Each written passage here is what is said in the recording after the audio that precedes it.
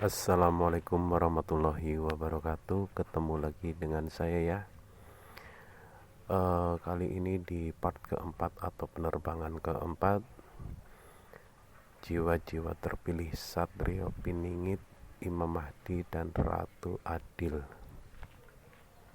Pada episode yang kemarin 1-3 saya sudah menceritakan tentang Satrio Piningit yang sejati di era zaman batu ya, yaitu Isa Al-Masih. Dan untuk kelanjutannya yang kemarin saya katakan itu setelah kematian Dajjal dan Satrio Piningit dan Imam Mahdi itu hidup sekitar 9-11 tahun. Dan selama kehidupan mereka pula lah mereka pun berkeluarga ya. Mereka berkeluarga, dan di zaman itu yang dinamakan zaman keemasan, di mana setiap orang itu mempunyai harta yang berlimpah. Bahkan sampai banyak orang rela menukar hartanya demi segenggam makanan.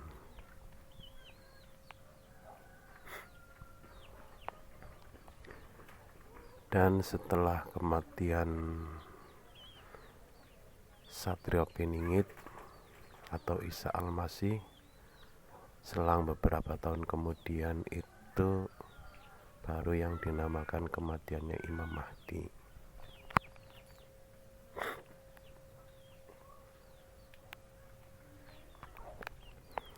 Dan siapakah Ratu Adil yang sebenarnya? Ya kan? Seperti yang saya ceritakan kemarin, yang namanya Ratu Adil itu yang Maha Pencipta. Ya. Itu Sang Maha Pencipta. Jadi sebenarnya untuk setiap zaman itu ada yang namanya Satrio Piningit. Ya. Atau yang sekarang dinamakan jiwa-jiwa yang terpilih.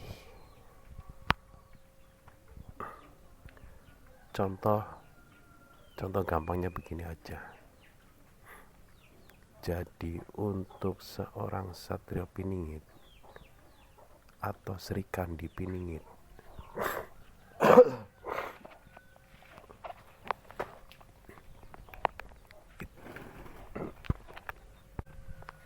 untuk zaman sekarang itu banyak. Contoh gampangnya gini aja. Setiap keluarga itu mempunyai anak. Dan anak itu ketika tumbuh remaja dan dewasa, dia sebenarnya dalam keterpingitan orang tuanya dan dalam keterpingitan lingkungan ataupun pekerjaan. Dan dari situlah dia akan menjadi sosok seorang kesatria atau sosok seorang Sri Kandi buat keluarganya masing-masing. Ya. Dan dari situ nanti dia akan menjadi yang namanya Imam Mahdi.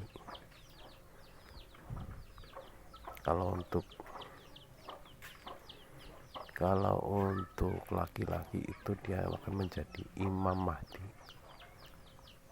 Kenapa dinamakan Imam Mahdi? Ya karena suatu saat dia akan menikah. Dia akan menjadi imam bagi perempuannya atau istrinya kelak.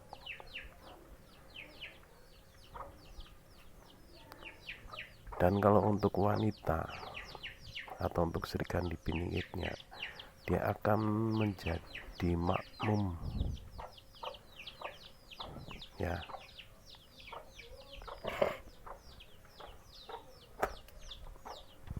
Dan di situ ketika dia sudah berkeluarga, disitulah dia harus menjadi sosok ratu adil. Yang dinamakan ratu adil, dia harus bijak dalam memimpin keluarganya, dalam hidup bermasyarakat, dalam berkeluarga, dia harus adil. Contoh mungkin setelah menikah dia mempunyai anak lebih dari satu, dan kasih sayangnya orang tua itu terhadap anak-anaknya, dia harus bersikap adil. Tidak boleh kasih sayangnya terbagi antara yang pertama, anak pertama, dan yang anak kedua jauh berbeda. Itu tidak boleh. Dia harus adil, sebagai orang tua harus adil.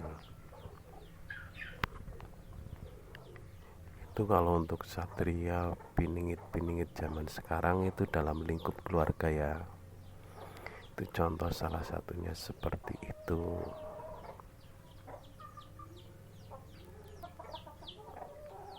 Nah, kita lanjut lagi di yang era zaman batu, bahwa yang namanya sosok ratu adil, dialah sang maha pencipta. Dan ratu adil itu dia tidak akan pernah mati. Dia yang menciptakan langit bumi beserta isinya.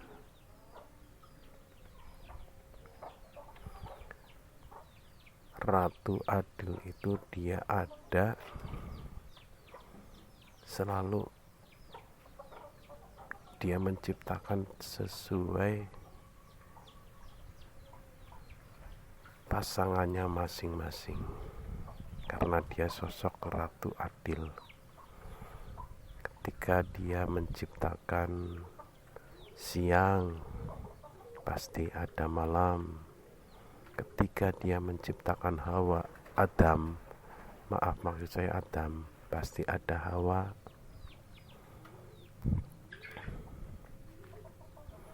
Itulah yang namanya ratu adil. Dan ratu adil pun dia dari awal penciptaan Adam sampai dengan iblis yang membangkang, dia pun bertindak adil sesuai dengan perjanjian antara iblis dan ratu adil.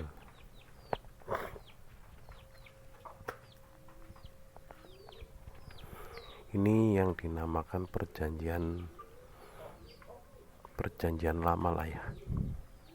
Perjanjian ini dimana hanya manusia baru diciptakan Adam. Kala Adam baru diciptakan,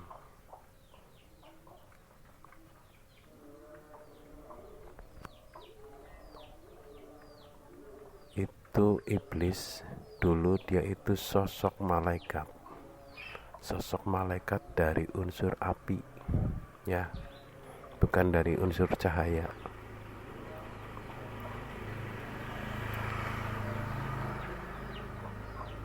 Sebelum penciptaan Adam itu, iblis itu pendidikannya itu dari alam manusia, alam bumi, sampai ke langit tingkat ketujuh. Itu jarak tempuhnya, dia setiap tingkat itu 400 tahun lamanya. Dan iblis itu sampai di langit ketujuh itu dia mempunyai gelar bernama Azazil.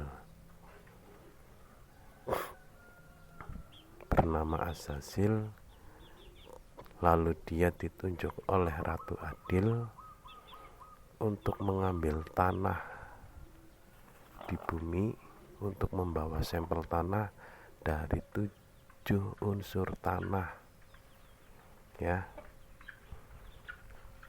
dari 7 unsur tanah, dengan membawa 3.000 pasukan malaikat untuk berperang, memperangi bangsa jin yang kala itu menghalang-halangi pasukan malaikat mengambil tanah.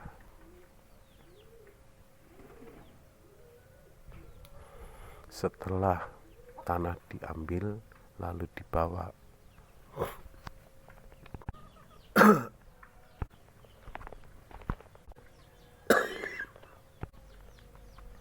maka nyawa menjawab, "Aku adalah makhluk ciptaanmu, ya Allah, sementara engkau adalah yang menciptakan diriku." Lalu karena jawabannya benar, dipersilahkan masuk. Tapi pada akhirnya dia tidak bisa masuk dan dimasukkan oleh malaikat pencabut nyawa. Lalu yang kedua itu tinggal yang namanya akal, dan akal pun ditanya demikian, seperti itu ya, bahasanya terlalu. Jadi akal pun ditanya seperti itu, "Kamu siapa dan aku siapa?" Akal pun menjawab, "Saya hanya sebatas makhluk atau hamba sebatas makhluk ciptaanmu, dan engkaulah yang menciptakan hamba." Lalu akal pun disuruh masuk ke dalam tubuhnya Adam. Dan yang ketiga ini nafsu.